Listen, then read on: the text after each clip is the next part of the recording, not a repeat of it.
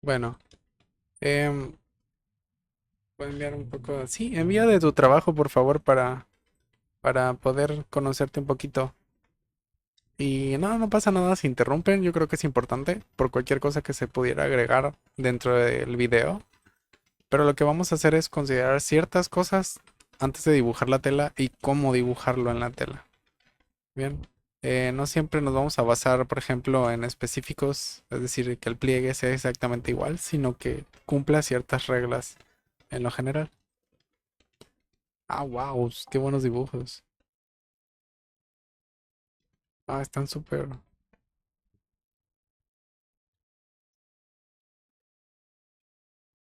Wow,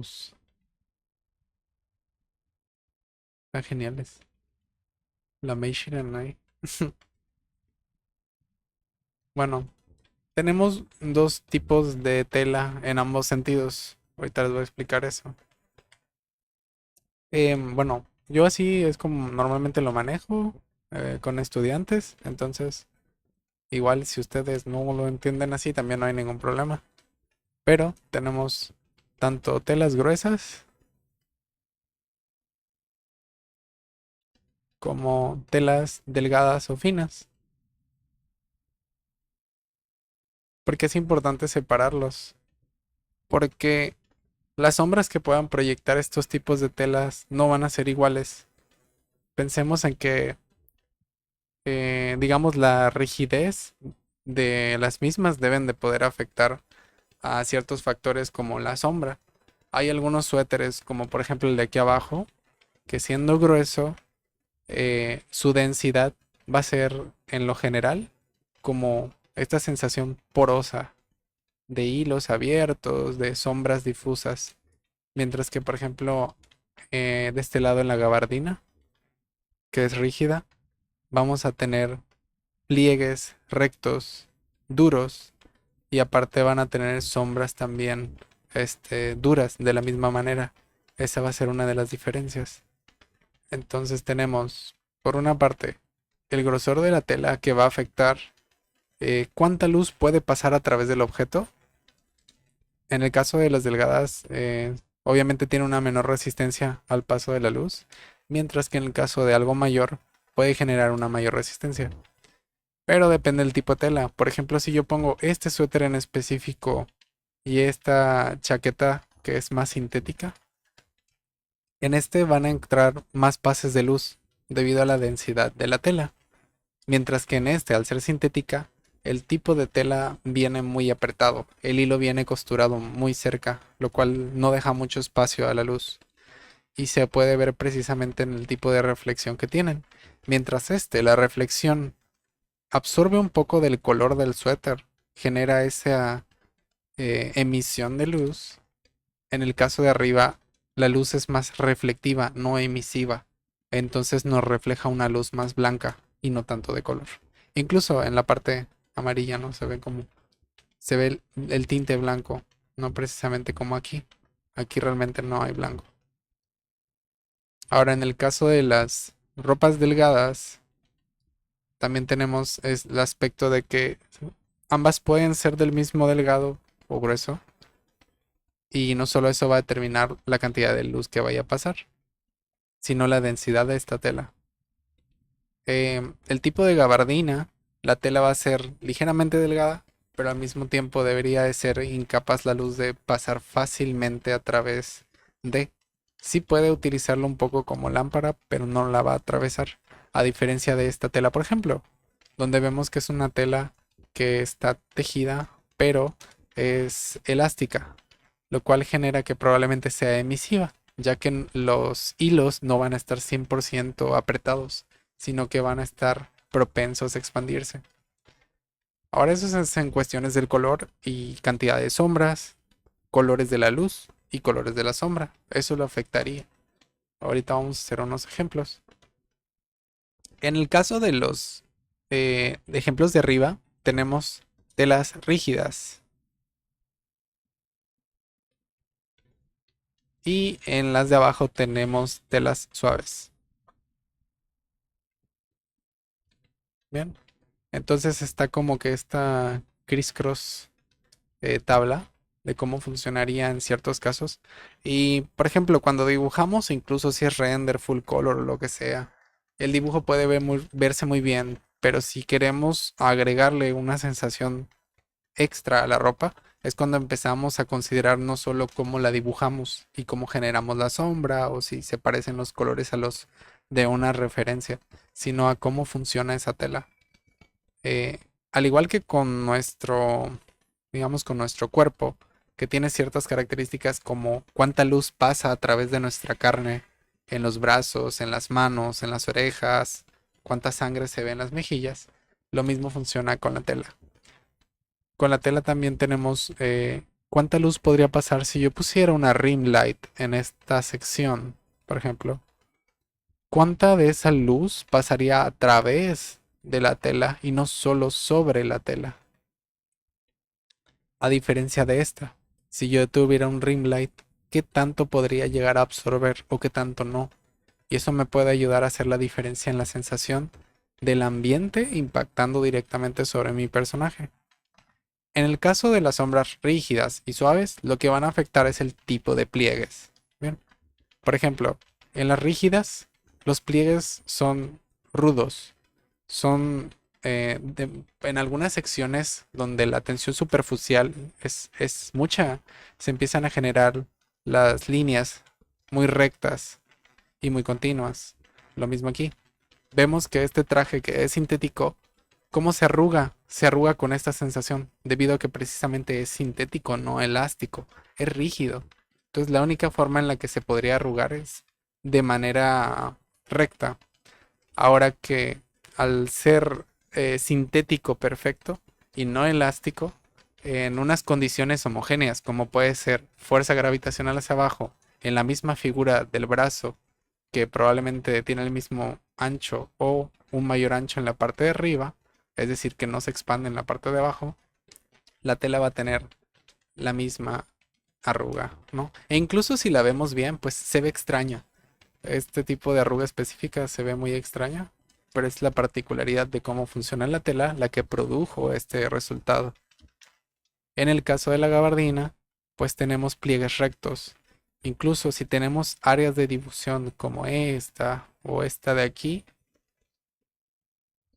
es muy poquito a diferencia de las telas suaves que ahorita vamos a ver. Pero incluso este tipo de pliegues genera estas P's, además de que los puntos de tensión se ven más afectados que el resto de la tela, ya que al ser tela rígida es menos propensa a doblarse por sí sola, sino solo cuando se ejecuta presión sobre la misma. Bueno, esas son telas rígidas, ahora telas suaves. Vemos que aquí arriba tenemos pliegues más rectos, más homogéneos, mientras que en la parte de aquí vemos pliegues más abiertos, sensaciones más anchas.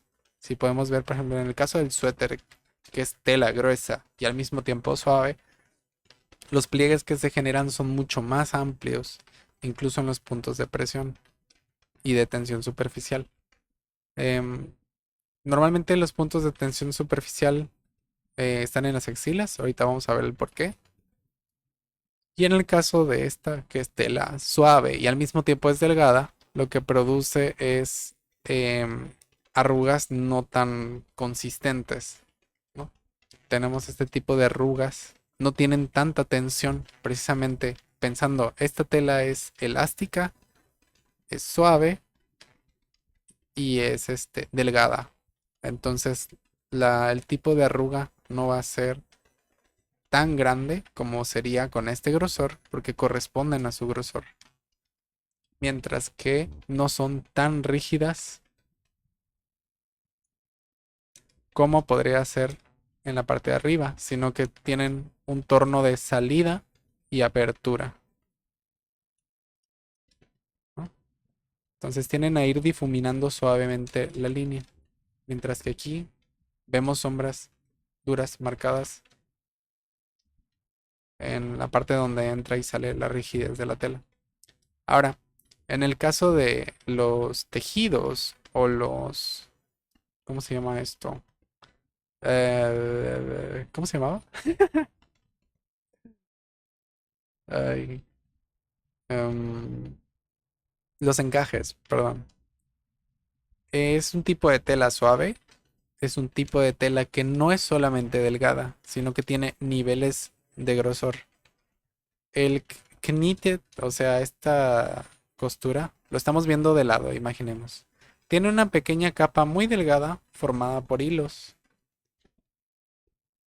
Pueden tener diferentes patrones, esos hilos, que pueden ir desde recto, zigzag, o dependiendo de la figura que contengan, pueden ir conectando esas figuras en un orden de patrón específico que siga al de las figuras que impregnan. Ese es un primer nivel. El segundo nivel vamos a tener bases amplias. Estas bases amplias van a corresponder a un diseño base o un cambio de tonalidad debido al grosor. Pero si yo tengo una figura similar a esto, va a ser ligeramente más amplia y dentro va a tener su propia costura. Una costura que no sigue exactamente al, a la de la base de la tela, que es más delgada. Fuera de eso vamos a tener otro nivel de costura sobre la tela que va a generar más altura y obviamente tiene sus consecuencias, ¿no? Por ejemplo, aquí ya vamos a tener un tipo de costura diferente, siguiendo tal vez un patrón similar, pero no exactamente igual, que debe de colocarse justo encima de este. E incluso en algunos casos tenemos ornamentos extra que son otro tipo de costura, es decir, siguen otro patrón de tejido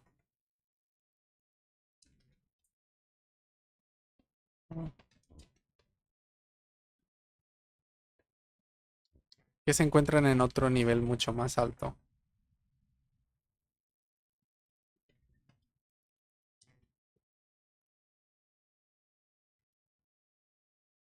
Son ejemplos, ¿no?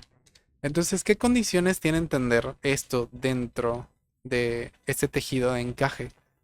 Que no solo vamos a trabajar con algo más difícil de plegar. Si se notan, si pueden ver, de alguna manera esto es rígido, pero al mismo tiempo es suave. ¿Por qué?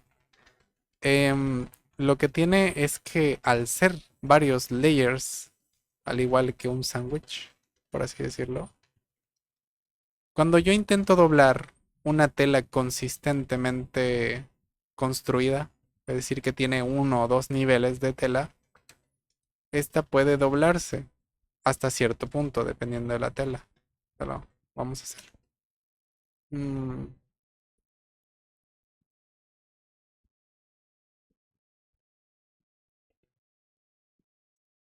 pero ¿qué pasa? Que si yo tengo esta cantidad de tejido, que serían cuatro capas, por ejemplo, que no son gruesas, son capas muy delgadas. Pero ¿qué tiene? Que están tejidas entre sí, es decir, mi primer nivel va hasta mi último nivel. Y de nuevo, primer nivel hasta el último nivel. Lo cual genera una resistencia de esas capas a mantenerse juntas. Y por eso cuando se le sale un hilito, un encaje se empieza a deshacer la mayoría de las veces. ¿Bien? Depende del encaje, obvio. Pero originalmente así deben de estar construidos. Lo cual hace que a la hora de verlo un poquito más de lejos, se vea algo así. A ver, algo así. Y básicamente es una estructura. Y esa estructura es mucho más difícil de mover que este encaje. Porque a la hora de querer doblarla, el resultado que yo tenga va a ser no tan flexible al inicio. Va a tener un rango de flexibilidad. Y después de que ese rango de flexibilidad se vea condicionado, la tela va a sucumbir de golpe. Entonces tiene un punto natural de estadio en el que se va a generar una curva y de repente se va a empezar a romper. Porque va a ser más fácil para la tela acomodarse de esta manera condicionando solamente tensión en una zona en lugar de ampliar las zonas de tensión. Esto por todas las costuras internas que tienen condicionadas cada sección del encaje. Ahora eso como que explica un poco de cómo funciona al doblarlo dependiendo del área. Pero ahora, para poder pensar cómo colorearlo, hay que tomar en cuenta el grosor, ya que técnicamente, mientras más agregamos capas, uno, dos, ay, perdón, uno, dos, tres, y la capa base, mientras más vamos agregando, menos luz va pasando. Entonces, no solo se refiere a que tengamos que agregar un color más blanco, menos blanco. No es más o menos blanco, sino es más densidad de la tela o menos densidad de la tela. Depende de qué color va a ser la tela, qué luz está atravesando esa tela o qué tipo de objeto se encuentra debajo. Por ejemplo, si yo tengo piel normal, si esa piel está a contraluz, no va a generar realmente ninguna diferencia. Probablemente estas cuatro capas se vean exactamente del mismo color, a menos que esta sea más transparente en alguna medida. Si es más transparente dependiendo del tipo de costura, entonces vamos a encontrar tonalidades de blanco hacia el color transparente, que sería el color piel.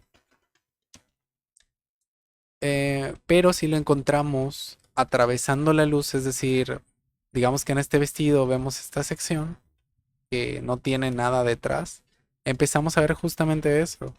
Hay rosas, rosas medios, rosas más fuertes, transparentes, pero no es solo un color, sino es entender qué es la densidad de la tela que se encuentra ahí. Y aún así, en muchos de estos tipos de transparencia no se encuentran vacíos. En la mayoría sí tiene un tipo de costura interior, que es esta precisamente, ¿no? La costura de la base. Bueno, en lo general eso es como funciona el encaje. Entonces depende qué tipo de condiciones vas a poner para dibujar esta tela, ya que no es ni tan suave ni tan rígida, sino que tiene la condición de sucumbir ante cierto ángulo de doblez. Y su transparencia y su color se definen por la cantidad de capas y la cantidad de luz a la que se exponen, ya sea directa o indirectamente. Ahora, en una sección más adelante, vamos a ver ahorita, por ejemplo, si yo quiero hacer la ilustración de, pensemos, voy a buscar un modelo que no tenga ropa, usando para intentar más o menos trabajar qué tipo de pliegues serían los que se van a manejar ahí. No, no, no, no. Sí. Oh,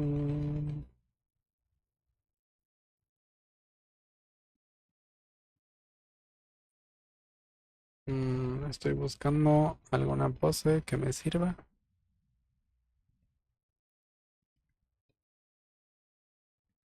Bueno, algo tan tonto como esto. Bien, con esto empezamos. Es lo más básico del mundo, ¿no? Pero no ocupamos más. Bien, pensemos que vamos a hacer, a ambos les vamos a hacer una capucha. Y esa capucha debe tener ambas condiciones. Primero, si es rígida o es suave. Entonces, inicialmente pensaríamos en...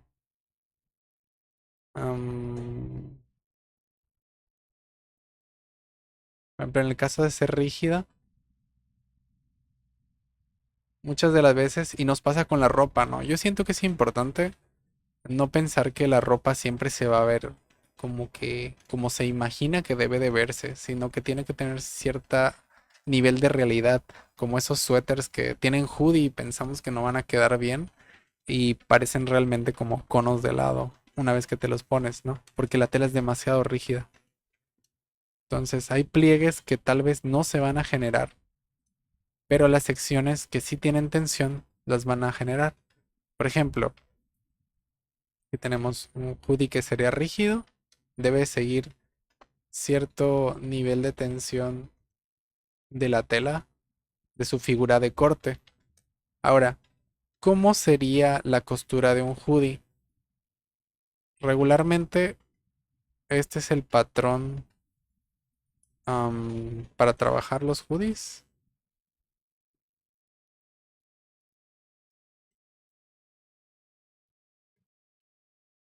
Por ejemplo, esta sería la parte de la espalda.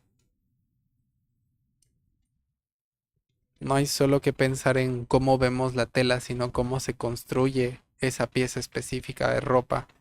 Esta sería la parte de atrás. Una vez costurados el- la parte del forrito, este que va aquí, obtenemos esta figura. Pero dependerá de qué tipo de tela estamos utilizando la figura final que va a tener. Pero lo que sí va a condicionar este molde de ropa es dónde van a estar nuestros pliegues, mientras que el material va a definir qué tipos de pliegue va a generar y a qué nivel lo va a hacer. Entonces, por ejemplo, tenemos la parte de atrás. Lo siguiente probablemente si tiene una costura interior, debería ser algo así, que sería la parte del brazo y probablemente la parte del puño para que pueda funcionar. Agregándole tal vez aquí mismo una salida para un seguro en la parte de arriba, ¿no? De esos que se pliegan. Pero ya estamos considerando todo lo que debe llevar ese hoodie, no solamente lo que vemos. Por ejemplo, aquí probablemente llevaría un botón, aunque esté en etapa de construcción o de construcción de la figura, aún así empiezo a considerar dónde irían los detalles. Por ejemplo, aquí estas partes se van a doblar para permitir que se mantenga bien la ropa. Si yo coso dos partes de tela simplemente así, sin hacer un ligero doblez, puedo tener la tendencia a perder esa costura debido a que cada hilo va a hacer tensión entre tela y tela, lo cual va a generar que el mismo hilo podría ser capaz de romper o rasgar la tela con la fuerza. Entonces, al tener un doble pliegue, es decir, que se pliegue para dentro de esta parte, vamos a tener mayor resistencia dentro de ese mismo hilo y va a separar la fuerza que ejerza, lo cual va a mantener una pieza más fuerte. Entonces, ya una vez teniendo esta parte, sabemos que ya tenemos el puño. Ok, mi figura, en lo general, digamos que ya más o menos costurada, debería ocupar... Ay, vamos a moverlo un momento. Debería ocupar esta zona, más o menos. Ahora, ¿cómo sé dónde se crean los pliegues? ¿Cómo podría yo adivinar qué pliegues van a salir dentro de la tela? Esto implica en el cuerpo en el que se van a ocupar y bajo qué condiciones se construye esa pieza de tela. En este caso tenemos una pieza rígida, es delgada y se construye en esta pose específica, ¿no? Ahora, teniendo esta pose, si yo hago lo siguiente, que es doblar mi brazo hacia abajo, bueno, lo voy a cortar para que se vea un poco más. Si yo doblo mi brazo en esta parte, técnicamente debería ser como por aquí, que es donde se encuentra nuestro joint. Aquí me falta tela y aquí me sobra tela. Entonces, ¿qué va a suceder? La tela que se encuentre en la zona próxima, es decir, esta tela, se va a tener que estirar lo más posible. Si no es estirable la tela, como es este caso, que es rígida, no flexible y delgada, vamos a obtener que se marque en el hombro, ya que está ejerciendo presión al bajar. Nuestro hombro está aquí y empieza a generar presión, lo cual va a ser cómo puedo interpretar presión, que empieza a generar pliegues de esta manera, porque aquí está mi tensión superficial. Bien, es mi punto de algún tipo de estrés. Mientras que en la parte de abajo tengo un exceso de material esta zona. Cuando yo tengo un exceso de material que no sea flexible o sea flexible, pero no puede contraerse a sí mismo, voy a obtener como resultado arrugas. ¿Por qué? Porque todo el material debe caber en ese espacio y al excederse el espacio empieza a generar pliegues para poder corresponder. Entonces todo esto debería de crecerse en arrugas, mientras que en la parte de arriba genera ciertos tipos de arrugas que apuntan hacia la tensión superficial. Esto funciona de la misma manera con los pantalones o con la siguiente parte. Por ejemplo, pensemos en el codo. eh, si yo empiezo a mover el codo también, ese sí sería un joint un poco más acercado a esta sección. Pasa lo mismo.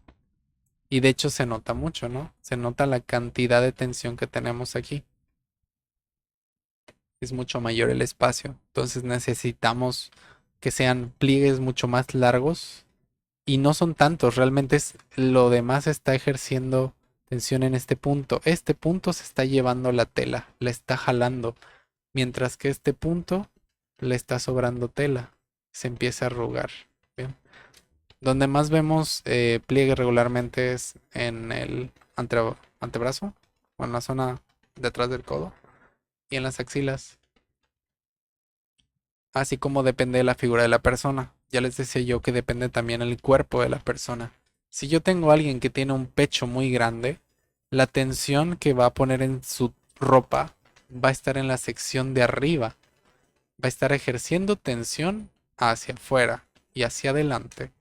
Mientras que el resto de su ropa, si es una persona delgada, imaginemos algo así, esta tela se va a empezar a meter porque genera un relief de estrés y vuelve a su forma original. No, no siempre vuelve directamente a la forma, porque de nuevo viene a las condiciones.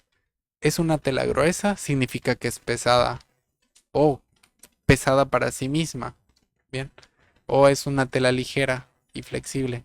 Entonces, ¿qué va a pasar?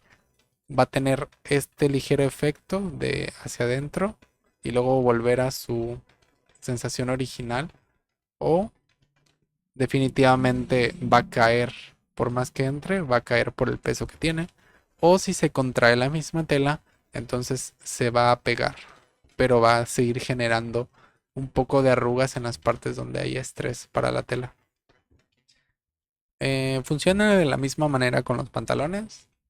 El estrés está donde mismo, solo que en el caso del codo nos aplica tanto para la pierna, pero eh, en la, en el hombro y en las piernas no funcionan de la misma manera, ya que la rotación del hombro es en 360 grados a cierto punto. Podemos mover el hombro en todas direcciones.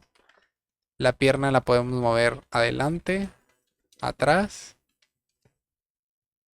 hacia afuera y dependiendo de la pierna contraria es hacia adentro. Tiene un límite de movimiento, lo cual nos va a ayudar a entender qué parte se está estresando y qué parte se está haciendo relief en la tensión superficial de la tela.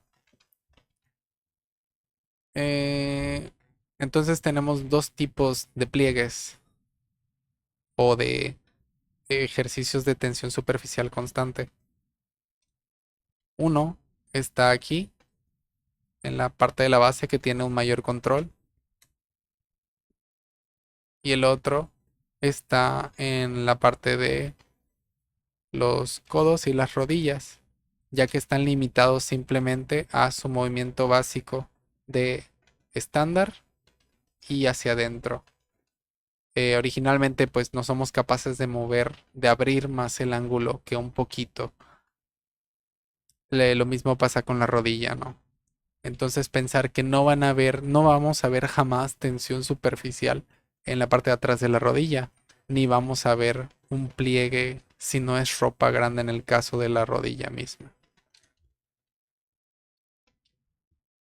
Ahora pensando que esto es una gabardina, pues esta persona tiene un pecho prominente. Pensemos que tiene ropa que le ajusta justo en esta parte. Esta parte es perfecta. Pero aquí empezamos a ver problemas. Si mi gabardina es el material que yo pienso, mi personaje al quedar exactamente en esta talla, aquí sí puede haber un nivel de soltura, pero en la parte de arriba ya no. ¿Qué va a generar esto? Probablemente que vayamos, en su caso, como es una figura triangular, vamos a empezar a tener pequeñas aberturas de botones. Entonces, en este caso particular, tendríamos... ¿Por qué? Está hablando de una tela que no es flexible, que es rígida por lo mismo, y va a empezar a presentar ciertas arrugas. Lo mismo, ya aprendimos un poco de lo que es tensión superficial en la tela. Si yo tengo un botón aquí, otro botón aquí, otro botón aquí, los de abajo no se van a ver tan afectados. Sí van a tener una ligera afectación probable, ya que el botón siempre genera tensión. Pero en las partes de arriba, donde el botón lucha por su vida, vamos a tener algo muy distinto. Vamos a empezar a ver pliegues más largos, ya que está tratando de jalar tela de un lugar más lejano y no tan próximo como estos de aquí, que tienen suficiente material como para jalar en la cercanía. Entonces, por eso es que se generan pliegues más largos o más cortos. Pero esto nos ayuda a entender si la tela es lo que dice ser o si el personaje está usando una talla que debe usar. Si mi personaje le queda perfecta su ropa, entonces yo he de entender que, ok, entonces la ropa está hecha a su medida, pero eso es en el entendido. A veces queremos denotar un mayor carácter en un personaje, como que es mucho más fuerte, mucho más grande, o que tal vez es más delgado en alguna sección del cuerpo. Esto nos ayuda mucho a determinarlo, no solamente el arte mismo en una estilización. Ahora, las sombras para este tipo de trabajos, en el caso de la tela rígida, vamos a ver que se generan planos. Se generan este tipo de planos que se van dividiendo según las arrugas que va presentando y van difiriendo en las direcciones en las que se asoman. Por ejemplo, si yo tengo en la parte de arriba, imaginemos que yo tengo luz.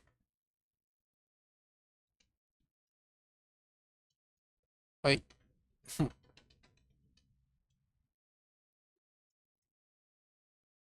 ah, no se ve. Ahí está.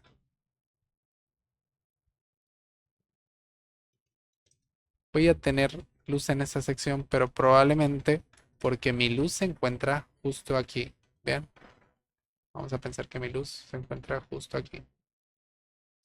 Y es muy fácil luego comprender que si mi luz en este caso es paralela, por ejemplo, en toda esta sección es paralela a la tela, lo que va a presentar es que esta cara en casi en su totalidad se va a iluminar, aunque va a tener estos ligeros desfases, ya que la distancia entre este punto no es la misma, y puede que el ángulo no sea igual en este punto que en este, puede que mi figura sea ligeramente curva. Si es un plano, si es una cara que sigue una dirección casi homogénea, pero empieza a perder su ángulo conforme avanza. Entonces empezamos a ver más sombra y menos luz. Y puede que en el caso de aquí abajo vamos a empezar a considerar qué ángulo tiene esta cara. Ok, pues si mi luz está aquí, puede que el ángulo esté más hacia arriba, está apuntando más hacia arriba y no hacia el frente. ¿Qué significa eso? Que voy a recibir una menos cantidad de luz que va a rebotar. Bien. Ahora, como esta tela es rígida, no flexible y aparte delgada, las quebraduras o cierres de ángulo son mucho más cortas y más pequeñas. Eso no significa que no debamos dejar esto en rígido, ¿no? Totalmente. También hay un ligero blur entre cambios de ángulos. Esto le ayuda a dar naturalidad a la tela. Pero, ¿qué tipo de tela es? Es una gabardina. No es una tela esponjada, es una tela plana y seca. Entonces vamos a tener blurs no tan amplios, no este tipo de blurs, sino vamos a tener blurs muy cortitos, muy exactos. Lo mismo aquí. Por ejemplo, si mi luz de rebote probablemente empieza a generarse como por aquí. Es muy poquito lo que voy a utilizar. Ahora empiezo a utilizar tal vez una sombra en esta parte. Y yo sigo utilizando mis soft brushes. Pero por ejemplo aquí hay un cambio de ángulo. ¿Por qué sabría si esta tela va a luz o no va a luz? Si mi luz está aquí, probablemente aquí haya sombra. Entonces estoy primero generando ángulos que corresponden. Este está mirando hacia esta dirección. ¿Ven? Este tropo 3D nos ayuda a encontrar cuál es la parte de arriba en cada punto. Por ejemplo, aquí tengo esta sección, entonces lo que pienso es así, así, y ahí se encuentra la cara superior. Lo mismo aquí.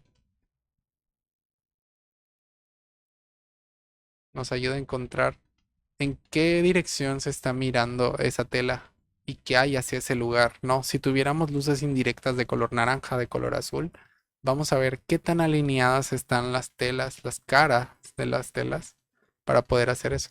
En este caso la sombra pues viene por acá, probablemente se empiece a proyectar más o menos en esta zona. Estoy usando el tono de saturación. Empezamos a ver un poquito de cambio, ¿no? En el caso de la gabardina, pues aunque la luz le pegue por atrás, regularmente no brilla. No es una tela que absorba luz o que esté tan abierta a nivel de densidad como para permitir a la luz el paso. De lo contrario, tendríamos que hacer algo como esto, ¿no? Como empezar a saturar y oscurecer al mismo tiempo, pero no es el caso, no es el caso. Entonces, vamos a tratar de mantener un tono muy similar al original, si es acaso un cero el cambio de tono. Y la saturación se definirá según el tipo de ambiente. En un ambiente regular, pues no debería de cambiar mucho la saturación, pero compensa cuando oscurecemos una sección. Si yo solo lo dejo en cero y empiezo a oscurecer, se empieza a agregar gris, ya que ese negro que tiene, tiene un poquito de todos los colores y empieza a neutralizar mi color. Entonces tengo que saturarlo un poco dependiendo de qué tan oscuro se está colocando. Eso en una regla básica, ¿no? Hay varias formas de pintar y hay quienes sombrean o distancian con color blanco, con color gris. Eso ya es independiente. Bueno, y en la parte de aquí, pues probablemente esto sea lo más oscuro de todo. Que igual seguiría, pues, al menos cierto patrón de cara a qué dirección se está mirando. Por ejemplo, yo puedo pintar esto oscuro, pero al ser una tipo de tela que no refracta luz, no emite la luz, solo la recibe, entonces en la sección donde haya menos luz, sí va a generar un poco de oscuridad por sí misma, mientras que en las partes donde todavía reciba un poco de luz, la va a recibir de la misma manera, pero no la va a emitir. Contrario a lo que podría, por ejemplo aquí, de nuevo, el blur es muy pequeño, solamente para que sea consistente la unión entre pieza y pieza. Sobre todo aquí donde las luces, aquí es un corte directo entre luz y sombra. Entonces vamos a las secciones que más se alejaron de la luz y desde ahí comenzamos. Por ejemplo aquí abajo tenemos esta sección que si la analizamos está viendo hacia abajo, claramente no. Entonces empezamos a presentar, pero ¿qué hay aquí? Aquí hay una que mira hacia arriba. Entonces probablemente aquí rebote un poco de luz que se podría ver aquí. Y de nuevo, como no absorbe, solo refleja la luz, ok, pues lo tomaríamos en consideración para oscurecer esta sección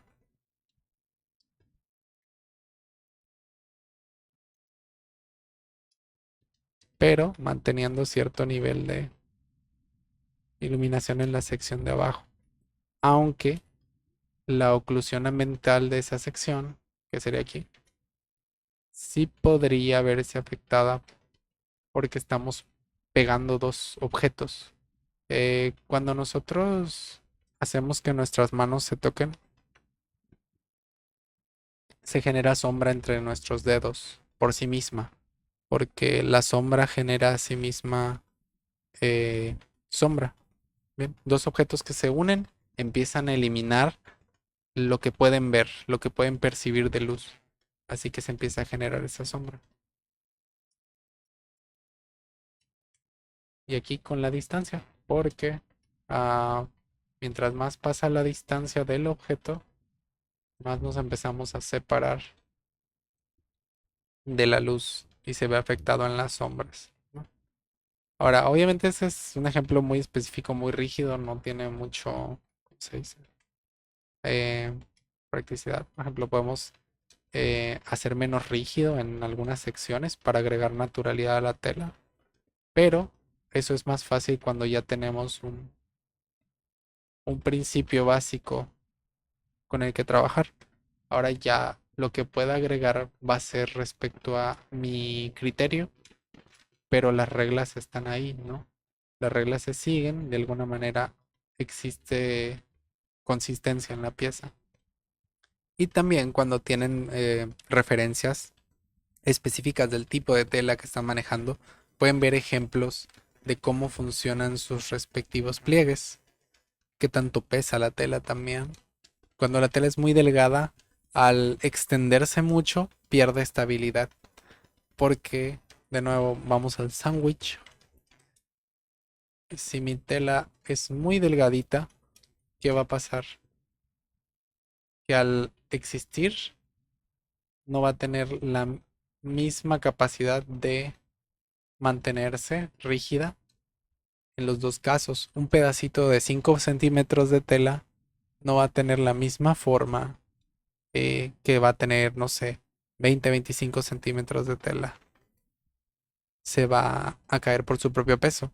Mientras que estas estructuras dependen del grosor de la tela o el tipo de costura de la tela, van a afectar su resistencia, van a mejorar su resistencia.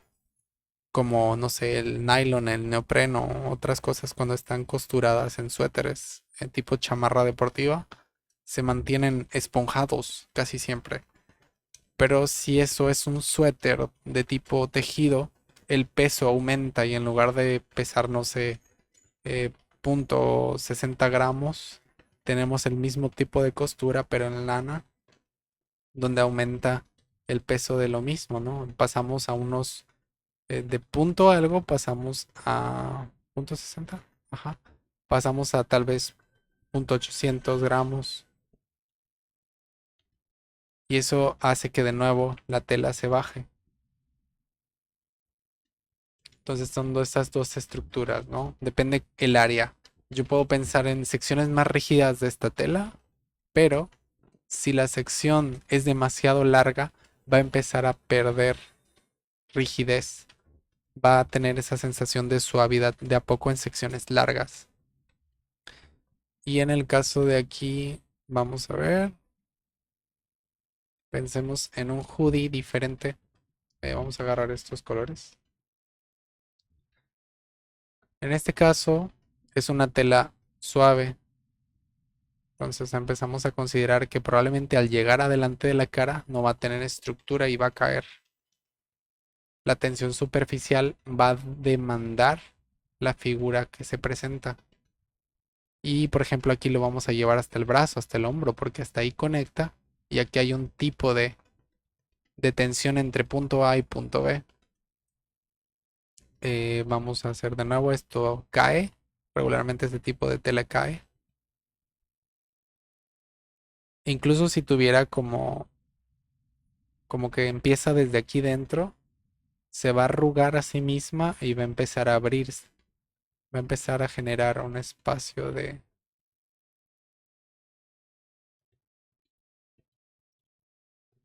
para presentar esa tela. Bien. Ahora, Vamos de nuevo aquí, aquí, aquí. En este caso práctico le vamos a hacer algo que le quede al personaje, en este caso al modelo. Vamos a presentar algunas pliegues debido a que está hacia abajo. Va a presentar pliegues en las secciones que corresponden, que sería aquellas que están modificando su forma, porque ya no está recta la figura. La ropa ya no está en su presentación original, sino que está en una distinta. Entonces empieza a generar esas líneas. O incluso, por ejemplo, cómo se generan estas líneas que a veces vemos en el centro. ¿Por qué? Porque nuestro hombro izquierdo conecta hacia adelante con nuestra cadera izquierda, lo cual hace que esta sección se vuelva más corta. ¿Y eso qué produce? Produce una línea en el sentido opuesto. Bien. Y conforme yo vaya moviendo mis hombros o mis caderas para hacer mayor o menor la distancia entre las contrarias, la una con la otra, esta línea va a empezar a girar o a presentarse más arriba o más corta o más larga, pero depende de ahí. Bien. Por ejemplo, aquí tendríamos, probablemente que había un poquito de... ¿Por qué? Porque es ligeramente pesada este tipo de tela. Vamos a tener un poco de arrugas en la sección de abajo, más que arriba. Arriba está ejerciendo casi la mayoría de la tensión superficial. Así que las únicas arrugas que pueden presentar son en esa dirección precisa. Bien, justo viendo hacia dónde ve ese personaje. Vamos a poner aquí una sombra. En este caso es una tela tipo algodón, donde el término transpirable habla de que esa tela no está tan cerrada como para no permitir el aire o no permitir que el vapor de nuestro cuerpo salga y se aleje, ¿no? En el caso de los sintéticos o neoprenos o tipo de materiales artificiales, al estar tan cerrados el vapor no se va y se condensa en más sudor, no solo el sudor que sale de nuestro cuerpo, sino el vapor mismo se empieza a condensar sobre las gotas o el espacio de sudor, mientras que aquí no, y por ende la tela podría ser eh, atravesada. En este caso, si tenemos una luz en la parte de atrás, sí podríamos llegar a ver esta sensación de un poquito de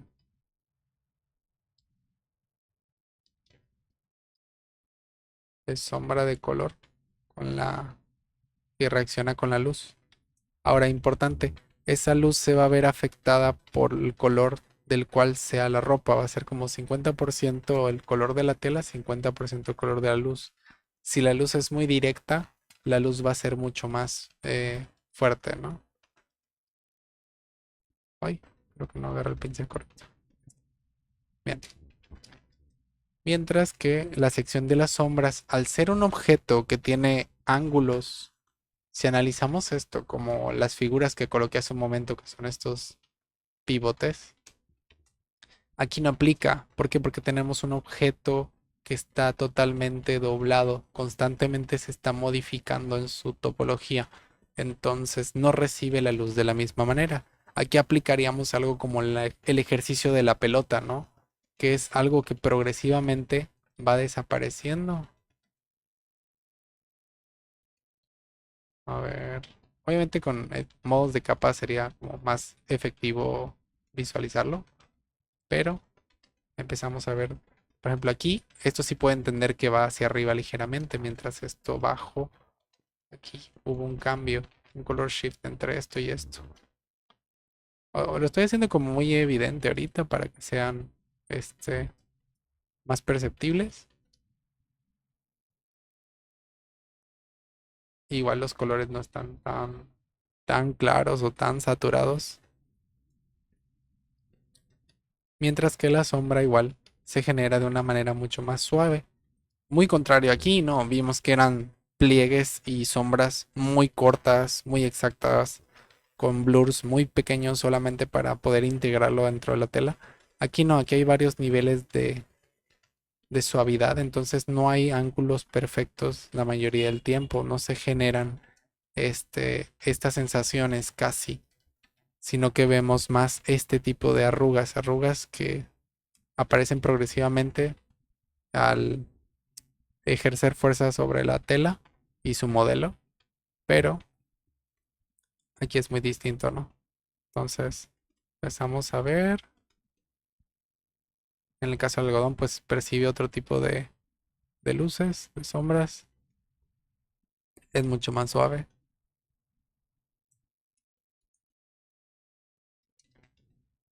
Y aquí pues probablemente sí un rim light sería mucho más evidente, porque si la luz nos da de aquí, pues aquí vamos a tener no solo una línea de luz, sino que una ligera orilla va a encender esa sensación de luz justo en las partes donde haya menos masa debajo de la tela. Por ejemplo, aquí sería evidente que se vea más la luz que pueda generar el rim light. Mientras que donde está la cabeza no tanto. Ahí sería solo la luz misma la que está atravesando. Sería tal vez una luz más amarillenta o blanca, algo por aquí. Mientras que aquí ya es algo más rojizo. Vamos a...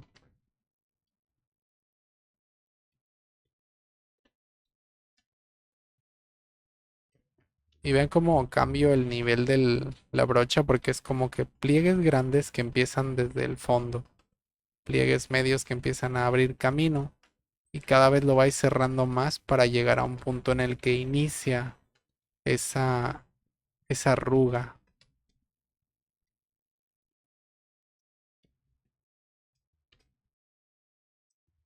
Obviamente siempre hay también como proyección de sombras duras. En este caso, si la luz está viniendo de aquí, muy probablemente este hombro empiece a generar algún tipo de sombra ligeramente dura. Pero recordemos que al ser tela suave eh, no va a y absorbente de luz no va a ser tan literal como sería en el caso de la gabardina. Entonces yo sugiero aquí utilizar Select. Pueden hacer el Blur Border, algún valor dependiendo del tamaño. Y eso va a generar que yo pueda hacer este uso de sombras de por sí suaves, obviamente suaves, que claro que la sombra es más fuerte del lado de que le pega la luz, pero miren, o sea, la selección misma fue más abierta, no fue tan literal. Ya nada más es como revisar si la corrección de la figura es adecuada. Vamos cerrando en la sección donde más le pegó la luz, que es lo más rígido que podría generar la sombra, ¿no?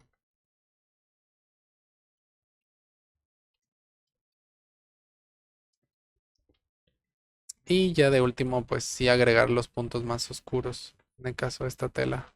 E igual en ambas esto es como que enfocado en cómo funciona la tela, no tanto su estilo de dibujo propio. Así que como ustedes decidan colocar como que las secciones más en las que la tela hace el contacto, es inevitable que la sombra sea muy oscura, debido a que la tela se tapa a sí misma y genera esos pliegues oscuros, ¿no? Pero ya es mucho más fácil trabajar con secciones de este tipo cuando ya tienen repartidos los colores de una manera mucho más propia. Esto es obviamente sin textura.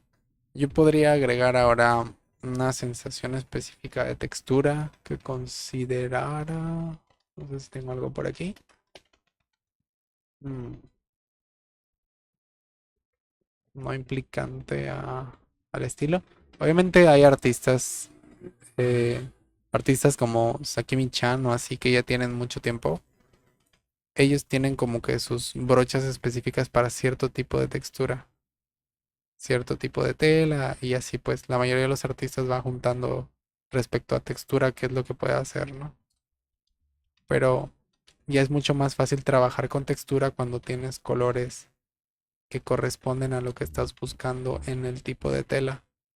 Ya no tanto como, ya no depende 100% de la textura, sino que la textura va a complementar a tu trabajo.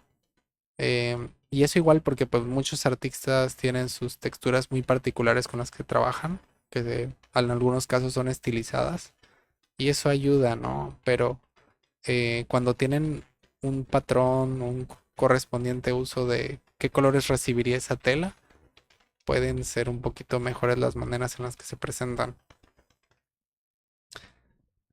Em, bueno, hasta ahí voy a dejar el video por ahora.